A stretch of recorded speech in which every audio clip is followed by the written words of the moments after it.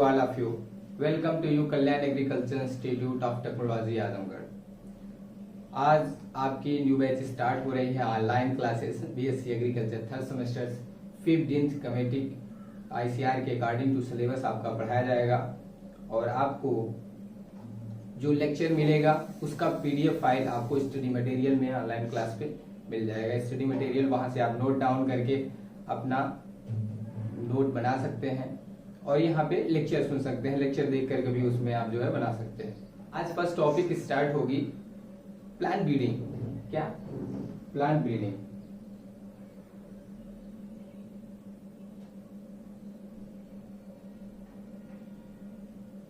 Plant breeding. Plant breeding में हम देखेंगे कि प्लांट ब्रीडिंग होता क्या है, इसकी डिफिनीशन क्या होती है, इसके फील्ड क्या होते हैं और ऑब्जेक्ट क्या होते हैं। तो ये 3 टाइम्स हम आप इसमें पढ़ेंगे प्लांट ब्रीडिंग। आइए पहले इसकी डिफिनीशन देख लेते हैं क्या होता है।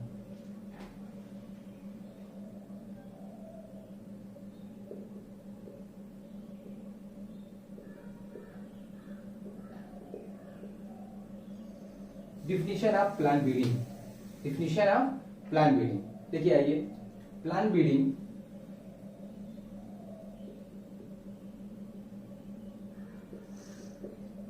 plant breeding can be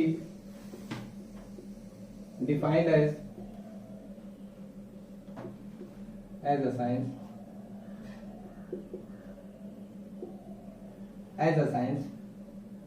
as well as art and as a technology।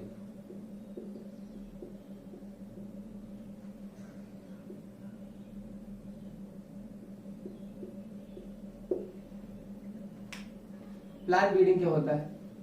Plant breeding आइए देखते हैं। Plant breeding can be defined as a science. क्या होता है? Science as well as art and as a technology. Plant breeding तीनों होता है, science भी होता है, आर्ट भी होता है और टेक्नोलॉजी भी होता है। आइए देखते हैं साइंस क्या होता है। पहले हम इसको डिफाइन करेंगे कि साइंस क्या होता है। आइए science.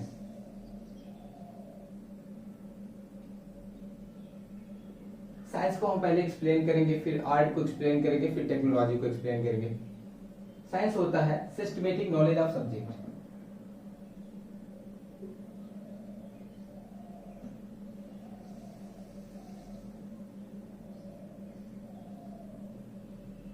Systematic knowledge of a subject. किसी भी सब्जेक्ट का जो होता है वह नॉलेज जो होता है, सिस्टमेटिक नॉलेज जो होता है उसको हम बोलते हैं साइंस। साइंस के अकॉर्डिंग टू हम प्लांट ब्रीडिंग में क्या करते हैं, पहले किसी भी प्लांट का ऑब्जर्वेशन करते हैं। ऑब्जर्वेशन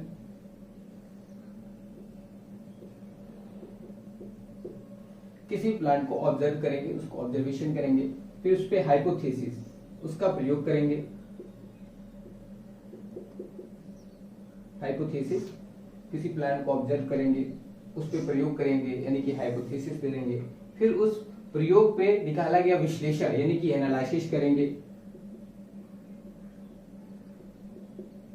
एनालिसिस करेंगे, फिर लास्ट में conclusion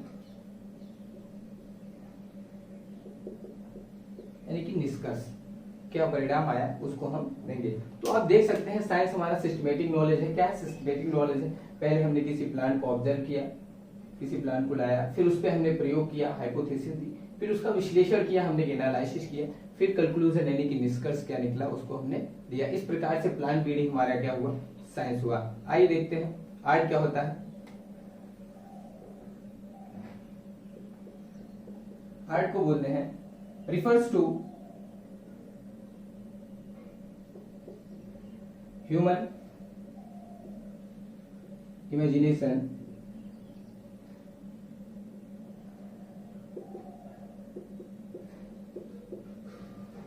refers to human imagination, creativity and skill।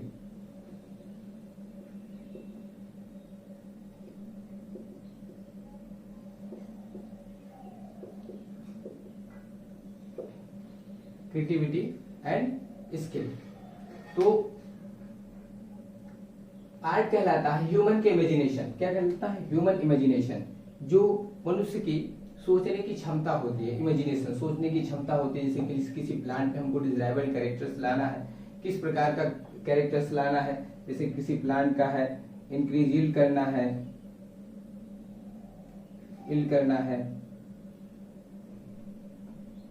Increase yield बढ़ाना है, या डिजीज रेजिस्टेंसी डेवलप करनी है,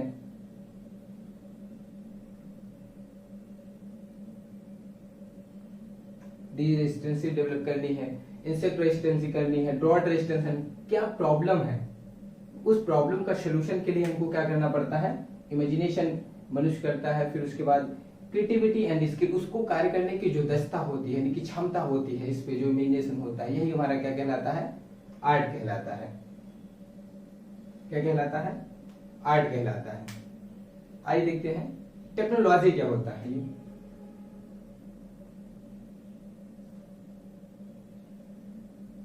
टेक्नोलॉजी क्या होता है? Refers to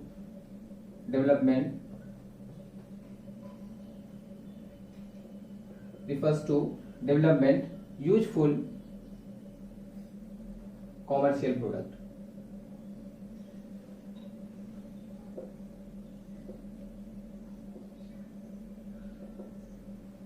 commercial product.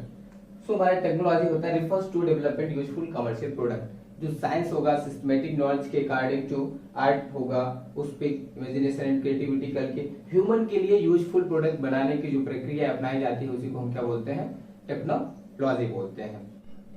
तो इस प्रकार से हमारा प्लांट ब्रीडिंग की डिफिनीशन कंप्लीट हुई। आइए देखते हैं डिफिनीशन क्या है। Plant breeding can be defined as a science as well as art and as a technology. तो साइंस क्या होता है? Systematic knowledge of a subject.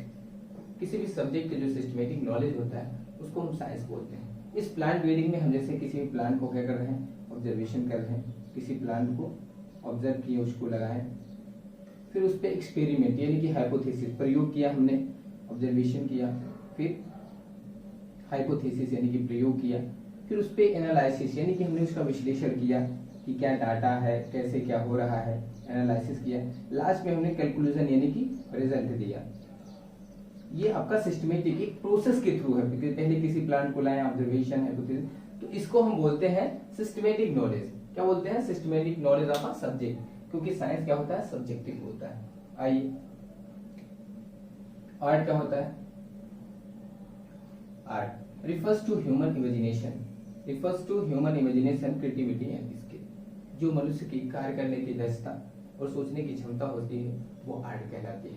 उसी के अकॉर्डिंग टू जो व्यक्ति मनुष्य इस प्लांट में डिजायरेबल कैरेक्टर को चेंज करना चाहते हैं, जो अपनी इच्छा यानी कि इच्छा वाले गुणों को वो प्रोत्साहित करके उसको उगाना चाहते हैं, वो इमेजिनेशन होता है जो उनके मन में आता है भाव, और उसको जो कार्य करते हैं यानी कि इसकी जो दक्षता है हमारी कार्य करने की क्षमता इस पे है, इसी को बोलते हैं स्किल। यानी कि ये टोटल मिलाकर क्या हो जाता है? आर्ट।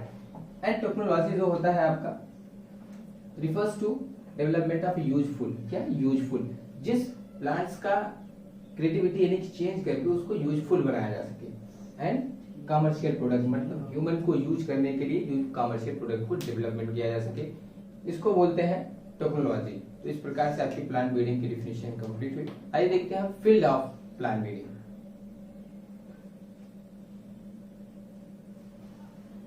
रुकना सीखो। आइए हम देखते हैं field of plant breeding. Field of plant breeding क्या होता है, यानी कि प्लांट ब्रीडिंग का फील्ड क्या है? पहला है आपका जर्मप्लास्ट। क्या होता है? जर्मप्लास्ट। दूसरा फील्ड है इसका breeding technique.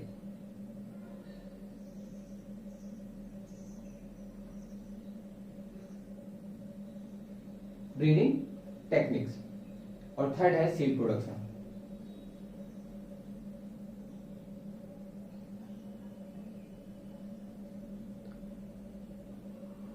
Seed production techniques.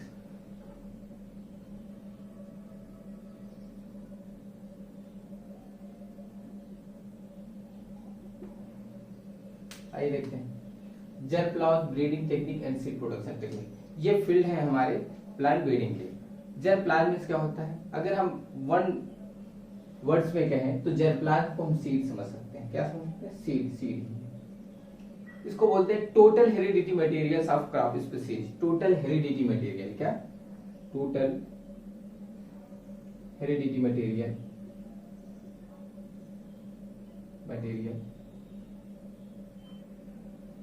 Of crop species. जो किसी भी क्रॉप स्पीसीज की, किसी भी सीड की जो क्रॉप स्पीसीज होती है उसमें टोटल हेरिडिटी मटेरियल यानी कि अनुवांशिक पदार्थ यानी कि जीन बोले तो उसको बोलते हैं क्या? जर्मप्लाज।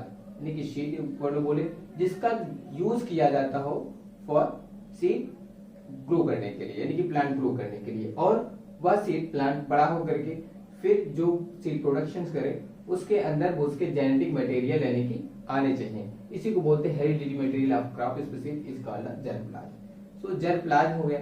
आपका ब्रीडिंग टेक्निक है, तो उस जर्मप्लाज यानी कि प्लांट को ग्रो करके आप कौन सी ब्रीडिंग टेक्निक का यूज करते हैं, क्या उसमें करना चाहते हैं? डिजीज रेजिस्टेंसी डेवलप करना चाहते हैं, इंसेक्ट रेजिस्टेंसी डेवलप करना चाहते हैं, सॉल्ट रेजिस्टेंसी डेवलप करना चाहते हैं, रिमूव ऑफ टॉक्सिन सब्सटेंस आप यूज करना चाहते हैं, यानी कि उसमें जो अविषाल पदार्थ है उसको निकालना चाहते हैं। आपका मोटो क्या है, पर्पस क्या है आपका, वह ब्रीडिंग टेक्निक के अंतर्गत हम उसको करते हैं। आइए सीड प्रोडक्शन टेक्निक्स, और उसमें जो यानी कि सीड प्रोडक्शन करते हैं, सीड प्रोडक्शन टेक्निक की प्रक्रिया को, इन तीनों को हम फील्ड ऑफ प्लांट ब्रीडिंग मानते हैं। पहला आपका जर्मप्लाज, दूसरा है ब्रीडिंग टेक्निक और सीड प्रोडक्शन। इसकी एक्सप्लेनेशन आपको पीडीएफ फाइल में है, आप वहां से राइट कर लीजिएगा और ये लेक्चर आप देख लीजिएगा। नेक्स्ट हमारा है फील्ड ऑफ प्लांट ब्रीडिंग के कंप्लीट होने के बाद हम पढ़ेंगे objectives of plant breeding. Plant breeding के क्या ऑब्जेक्ट है, क्या उद्देश्य है प्लांट ब्रीडिंग के, आइए देखते हैं। फर्स्ट है कुछ ना कुछ पर्पज होता होगा, उद्देश्य होता होगा किसी ना किसी सब्जेक्ट का, तो इस सब्जेक्ट का क्या है पर्पज, आइए देखते हैं। फर्स्ट है increased yield.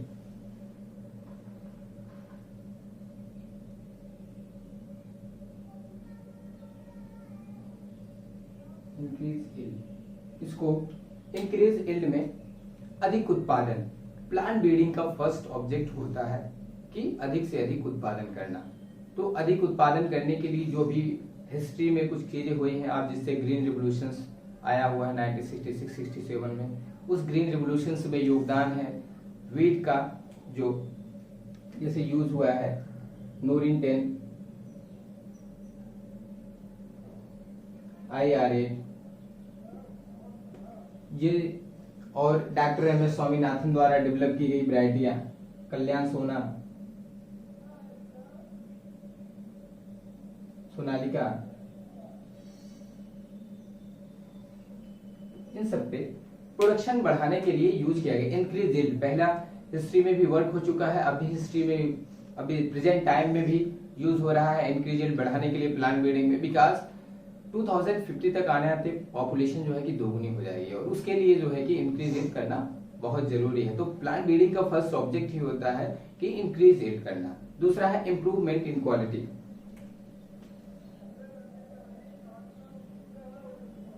Improvement in quality, improvement in quality. इस क्वालिटी का इंप्रूवमेंट कैसे होता है, दूसरा ऑब्जेक्ट होता है हमारा प्लांट ब्रीडिंग का इंप्रूवमेंट इन क्वालिटी। इसके गुणवत्ता में सुधार, जैसे मेलिंग हो गया, कुकिंग हो गया। मेलिंग का मतलब मेलिंग, कुकिंग, वीट हो गया, मिलिंग परसेंटेज यानी कि मिलिंग को ठीक करना। जैसे राइस मिल में हम पैडी यानी राइस को जब उसको मिलिंग परसेंटेज में ले जाते हैं कि मिल में, तो वह टुकड़े में खंडों में ना टूटे, हमारा क्या राइस वो खंडों में टूट जाता है, तो मिलिंग परसेंटेज ठीक हो इसका। कुकिंग परसेंटेज यानी कि बनाने में कुक फूड अच्छा हो, और उसके बाद उसमें एरोमा भी हो। ये तीनों राइस से संबंधित हैं। किससे? राइस से। अब आइए हम इसमें देखते हैं कुकिंग यानी कि making bread, making bread,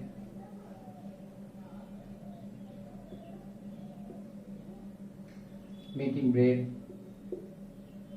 and gluten,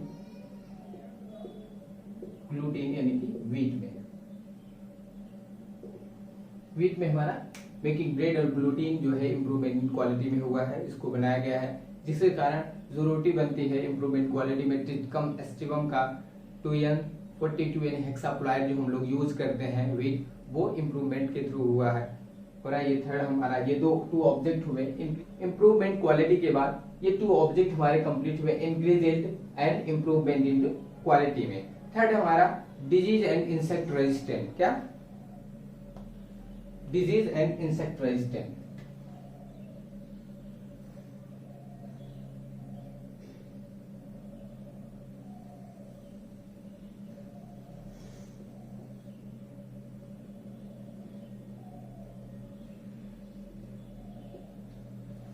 disease and insect resistant.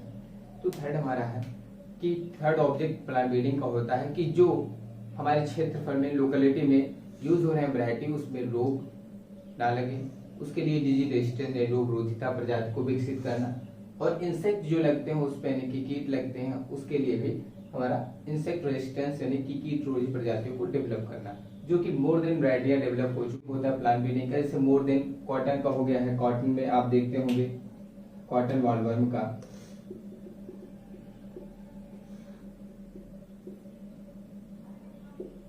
Cry protein का यूज हुआ है, क्राई प्रोटीन का यूज हुआ है। तो इस प्रकार से more than wheat, rice, pulse, ये ऑयल, ऐसे क्रॉप्स की डी रेजिस्टेंट और इंसेक्ट रेजिस्टेंट वैरायटियां डेवलप की गई हैं, और ऑब्जेक्ट हमारा होगा फ्यूचर में भी कि डी रेजिस्टेंट, जिससे कि जिसके यील्ड में भी प्रोडक्शन किया जा सकता है। आइए नेक्स्ट है हमारा फोर्थ है early maturity.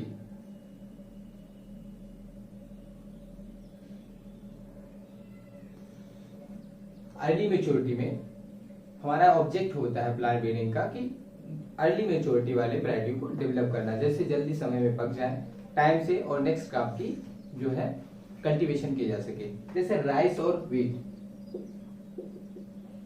Rice plus wheat, rice and wheat, rice and wheat का जो क्रॉप रोटेशन है,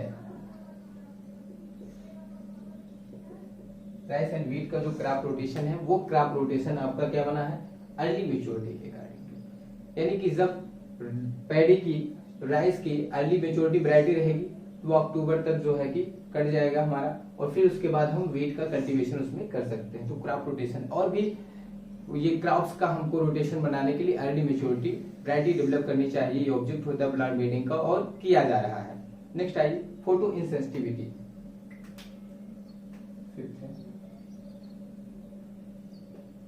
photo insensitivity,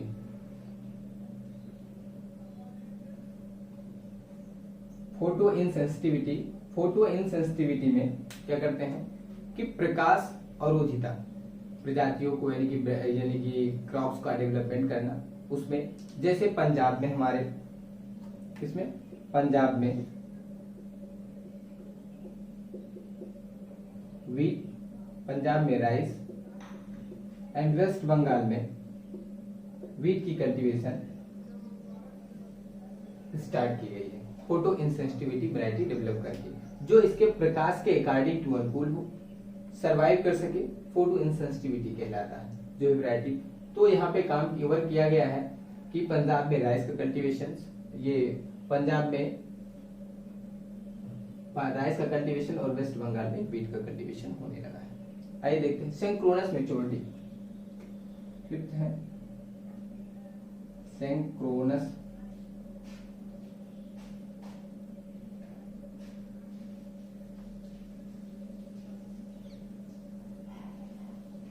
synchronous maturity. Synchronous maturity का मतलब होता है एक साथ पकना। जैसे कोई फील्ड है हमारा, उस फील्ड में कुछ प्लांटें यहाँ पे मैच्योर हो गई, कुछ प्लांट यहाँ पे अनमेच्योर हैं, यहाँ पे कुछ प्लांट मेच्योर हो गए हैं, तो उसकी कटाई करने में यानी कि हार्वेस्टिंग करने में बहुत प्रॉब्लम होती है। तो वन टाइम्स में हम किसी भी हार्वेस्ट मशीन का यूज नहीं कर सकते हैं। तो इसलिए जो है कि ये सिंक्रोनस मैच्योरिटी एक साथ पकने की प्रक्रिया रहेगी, तो हम किसी भी मशीन का यूज करके इसको जो है ये लगा करके अपने फील्ड पे जल्दी से जल्दी वर्क को काम किया जा सकता है। इसलिए सिंक्रोनस मैच्योरिटी यानी कि सिंक्रोनस मैच्योरिटी प्लांट ब्रीडिंग का फिफ्थ ऑब्जेक्ट होता है। 6 आइए, डोरमेंसी।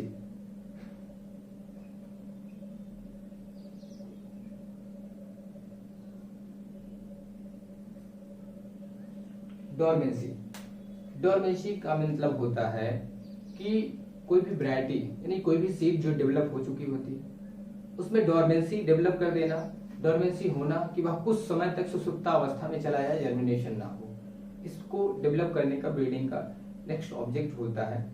और क्योंकि कुछ अनुकूल वातावरण मिलने के बाद भी कुछ सीड जो होते हैं जैसे पल्स की क्रॉप है और व्हीट है, राइस है, इनको अनुकूल वातावरण मिलने के बाद जस्ट ये तुरंत जर्मिनेशन हो जाते हैं, जिससे इनका परसेंटेज कम हो जाता है। तो हम देखते हैं कि डोरमेंसी जो होता है, डोरमेंसी डेवलप की जा रही है, डोरमेंसी होता है। डोरमेंसी उस प्रकार से डेवलप करना है जैसे मस्टर्ड में रबी सीजन में बुआई व्हीट के साथ करने के बाद और उसके सीड जो होते हैं फील्ड में रह जाते हैं और फिर रबी सीजन आने पर 1 ईयर आफ्टर डोरमेंसी स्टेज में रहते हैं, उसके बाद आने पर ही जर्मिनेशन होते हैं। आइए, variety for new season 7 object है। Variety for new season,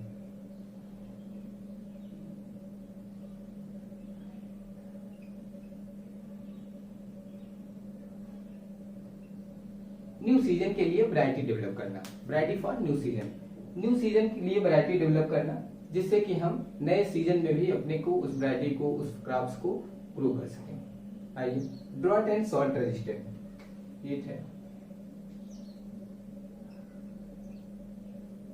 drought and salt, drought and salt resistant new वैरायटियों को लवड़ी, क्षारी एवं सूखा रोधी किस्मों का विकास करना जो होता है प्लांट ब्रीडिंग का ऑब्जेक्ट होता है। Freedom for toxin substance, plant breeding का लास्ट ऑब्जेक्ट होता है freedom for toxin substance.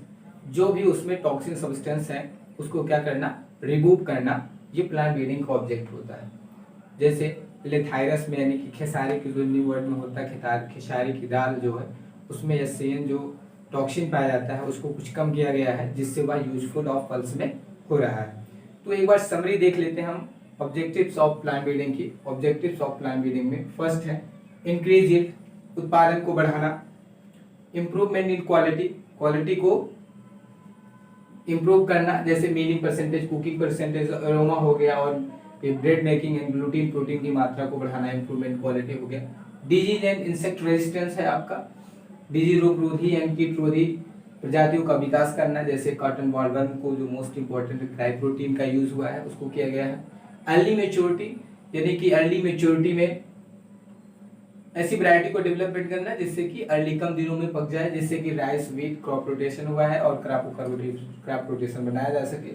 Photo insensitivity यानी कि प्रकाश असंवेदनशीलता को देख करके पंजाब में राइस की कल्टीवेशन और वेस्ट बंगाल में व्हीट की कल्टीवेशन किया जा रहा है। इस हिसाब से फोटो इंसेंसिटिविटी को और वैरायटियों को क्या करना, डेवलप करना प्लांट ब्रीडिंग का ऑब्जेक्ट होता है। सिंक्रोनस मैच्योरिटी, सिंक्रोनस मैच्योरिटी को आपको हम बताएं कि सभी क्रॉप्स के एक साथ पकना। कुछ पहले देखे होंगे एक ही फील्ड में, एक फील्ड में बीच में किनारे किनारे पे पहले मैच्योर हो जाते हैं, फिर लास्ट में कहीं कहीं पे मैच्योर नहीं हो पाते, जिससे कि कटाई करने में हार्वेस्टिंग में प्रॉब्लम होती है तो मशीनरी नहीं यूज की जा सकती। तो इसलिए जो है कि सिंक्रोनस मैच्योरिटी वैरायटी को डेवलप करना है। नेक्स्ट है आपका डोरमेंसी। डोरमेंसी में क्या होता है आपका, ऐसे डोरमेंसी यानी कि प्रसुप्ति को डेवलप करना जिससे कि वह समय आने पर, अपने सीजन आने पर भी वह जर्मिनेशन करे, जिसमें उसको सुटेबल टेम्परेचर, एयर, एटमॉस्फेयर सब मिलता रहे, ह्यूमिडिटी, तो वह जर्मिनेशन करे। वैरायटी फॉर न्यू सीजन यानी कि जिस सीजन में उस क्रॉप की कल्टीवेशन नहीं हो रही है उस सीजन में भी कल्टीवेशन करने के लिए जो है कि उसमें इंप्रूव करना, इनकी variety for new season develop करना, ये आपका प्लांट ब्रीडिंग का ऑब्जेक्ट होता है। फिर होता है drought and salt resistant. Drought and salt resistant variety, drought and salt resistant variety यानी कि सूखारोधी, लवड़ी एवं अम्लीय क्षारीय मृदाओं में भी जो कल्टीवेशन नहीं हो पाती है वैरायटियों का, तो उसको वैरायटियों को डेवलप करना जिससे वह संवेदनशील हो सके, उसके प्रति सहनशील हो सके और उसका कल्टीवेशन किया जा सके। लास्ट है आपका फ्रीडम फॉर टॉक्सिन सब्सटेंस, आपको बताया मैंने जैसे कि इम्प्रूवमेंट हो चुका है खेसारी की दाल में। तो इस प्रकार से आप प्लांट ब्रीडिंग का ऑब्जेक्टिव जानेंगे। नेक्स्ट चैप्टर्स हम पढ़ेंगे mode of reproduction plant breeding में। तो अगर आपको कोई भी topics, definitions, field and objectives of plant breeding, 3 topics आपकी इस वीडियो में कंप्लीट हुई है। आप नोट डाउन वहां से पीडीएफ फाइल में कर लीजिएगा, पीडीएफ फाइल से अपना नोट्स बना लीजिएगा। अगर आपको कोई प्रॉब्लम हो रही है तो आप जो है कमेंट बॉक्स में कमेंट कर सकते हैं, या तो आप जो है व्हाट्सएप नंबर पे चेक करके आप उस क्वेश्चन का सॉल्यूशन कर सकते हैं। Thanks for watching.